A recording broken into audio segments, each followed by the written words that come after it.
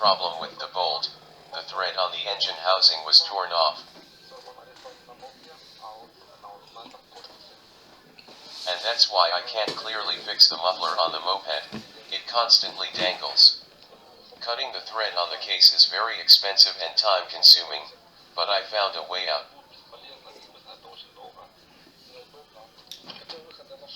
I purchased a hardened bolt and nut. Why is it hot? While the engine is running, the muffler is very hot. Naturally, all metal objects located in this zone also heat up. If you fix it with an ordinary bolt, it will melt from overheating, so the bolt must be hardened, designed for temperature fluctuations. We stretch the hardened bolt, it should be a little longer than the old one, and tighten the nut on the backside.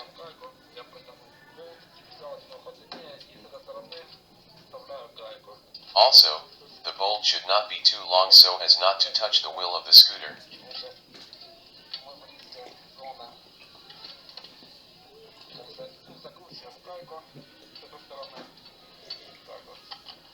Now, with the nozzle at 13, we tighten the bolt head, while holding the nut on the reverse side with a wrench.